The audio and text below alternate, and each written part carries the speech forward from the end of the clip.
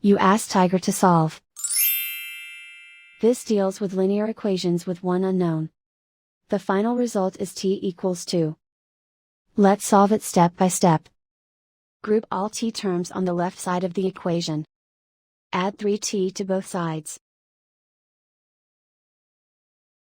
Group like terms. Simplify the arithmetic. Group like terms. Simplify the arithmetic. Group all constants on the right side of the equation. Subtract 4 from both sides. Simplify the arithmetic.